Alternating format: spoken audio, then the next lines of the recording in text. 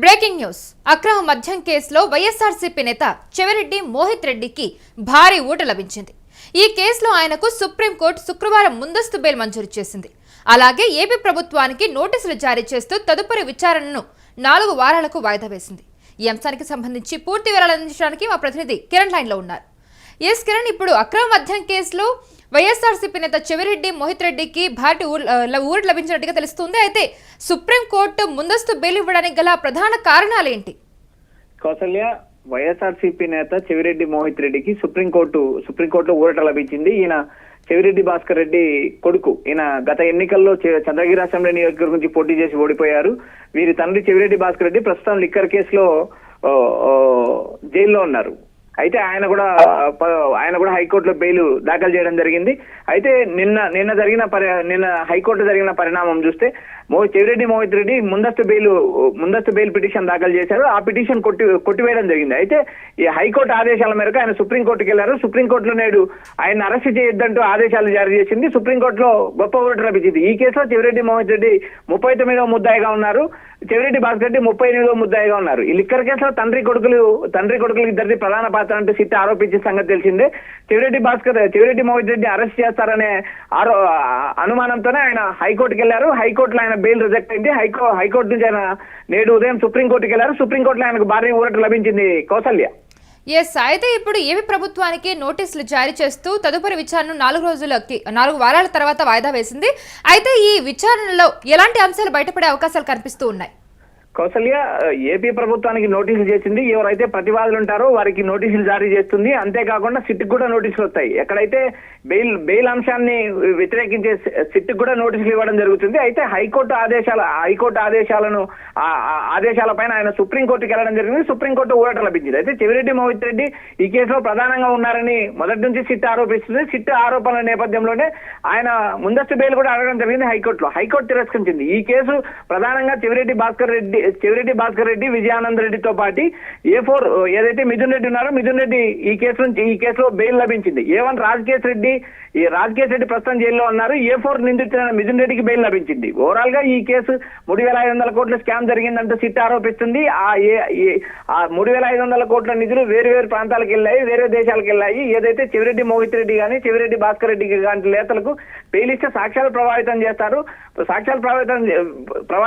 కాబట్టి వీరి బెయిల్ ఇవ్వకూడదంటే ఇటు ఏసీబీ కోర్టులోనూ అటు హైకోర్టులోనూ సిట్ వాదిస్తుంది. అంతేకాకుండా నేడు ఉదయం సుప్రీంకోర్టులో కూడా ఇవే వాదనలు జరిగాయి.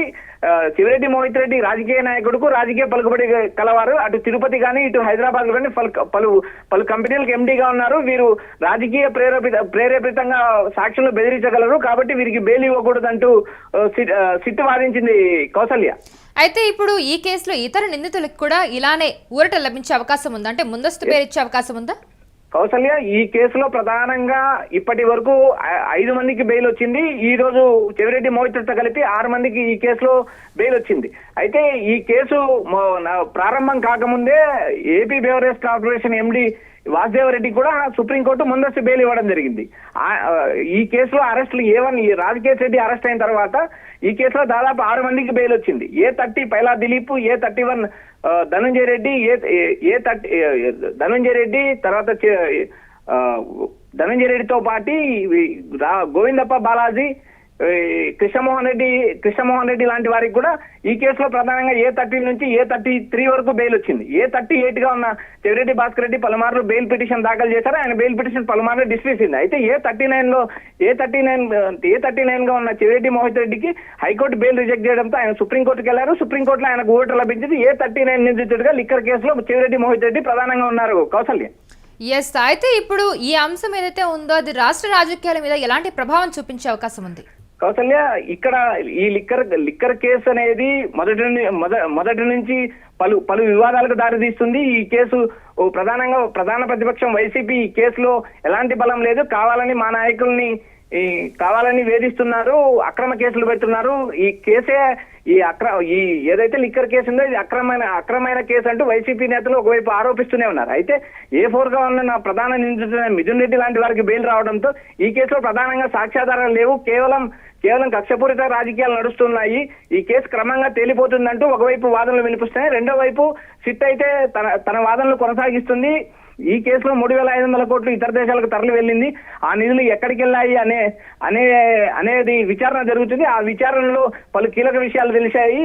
ఎందుకంటే సిట్టు పలు చోట్ల ఈ మధ్య కాలంలో కూడా పలు కంపెనీల పైన సిట్టు వేగంగా మెరుపు దాడులు నిర్వహించడం కూడా జరిగింది. చెవిరెడ్డి భాస్కర్ రెడ్డికి సంబంధించి హైదరాబాద్ తర్వాత తిరుపతిలో కూడా ఆయన రియల్ ఎస్టేట్ వ్యాపార ఆఫీస్ పై కూడా దాడి చేయడం జరిగింది. ఇందులో ప్రధానంగా సాక్ష్యాధారాలు దొరికాయి కాబట్టి వీరికి బెయిల్ ఇవ్వకూడదంటూ సిట్టు వాదిస్తుంది కౌసల్య. రైట్. అయితే ఇప్పుడు చెవిరెడ్డి మోహిత్ రెడ్డి ఈ లిక్కర్ స్కామ్ కేసు తోటి రాజకీయంగా కానీ లేదంటే స్థానికంగా కానీ ఎలాంటి నష్టాన్ని ఎదుర్కోవాల్సి వచ్చింది? కౌసల్య, రాజకీయాల్లో ఉన్నప్పుడు కేసులోనే సర్వసాధారణము. అయితే ఇలాంటి కేసులు అధికారం మారినప్పుడు కేసులు నమోదవుతుంటాయి అనేది రాజకీయాల్లో ఉన్న అంశమే. ప్రజల్లో ఇలాంటివి చివరి వరకు ఎన్నికల వరకు ఇవి ప్రభావితం చూపిస్తాయా లేదా అనేది మనం ఎన్నికల్లో చూడాల్సిన అంశము.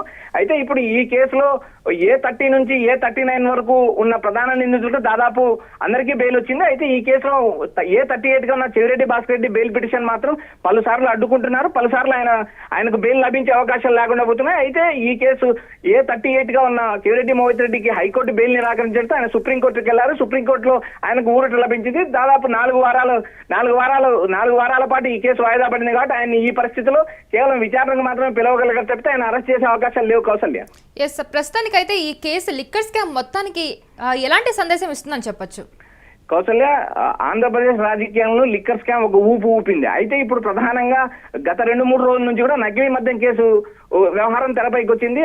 ఆ వ్యవహారం కూడా అటు టీడీపీ మెడకు చుట్టుకుంది. ఏదైతే లిక్కర్ కేసు వైసీపీ మెడకు ఎలా చుట్టుకుందో ఇప్పుడు ప్రధానంగా నకిలీ మద్యం కేసు కూడా టీడీపీ మెడకు చుట్టుకునేలాగా రాజకీయాలు నడుస్తున్నాయి. అయితే ఈ కేసు అటు వైసీపీని ప్రధానంగా డ్యామేజ్ చేస్తుందని వార్తలు రావడం మనం చూసిందే.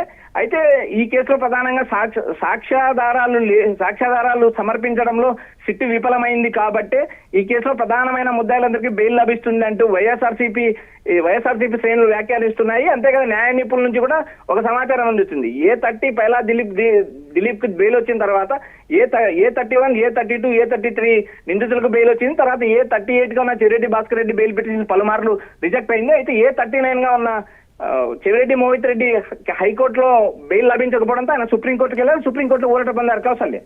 రైట్. అయితే ఇప్పుడు ఏపీ ప్రభుత్వం ఈ కేసుకు సంబంధించి ఏ విధంగా ముందుకెళ్లే అవకాశం కనిపిస్తోంది? కౌసల్య, 4 వారాలు కేసు వాయిదా పడింది కాబట్టి ఈ 4 వారాల కాలంలో కౌంటర్ పిటిషన్ దాఖలు చేయాల్సిన అవసరం కౌంటర్ పిటిషన్ దాఖలు చేస్తారు.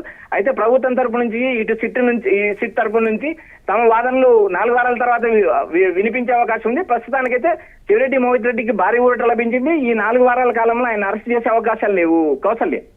Right Kiran, thank you for the information. So అక్రమ మద్యం కేసులో వైఎస్ఆర్సీపీ నేత చెవిరెడ్డి మోహిత్ రెడ్డికి భారీ ఊరట లభించింది. ఈ కేసులో ఆయనకు సుప్రీంకోర్టు శుక్రవారం ముందస్తు బెయిల్ మంజూరు చేసింది. అలాగే ఏపీ ప్రభుత్వానికి నోటీసులు జారీ చేస్తూ తదుపరి విచారణను 4 వారాలకు వాయిదా వేసింది. చూడాలి మరి ఈ కేసుకు సంబంధించి ఎలాంటి పరిణామాలు చోటు చేసుకుంటాయి ఏంటి అనేది.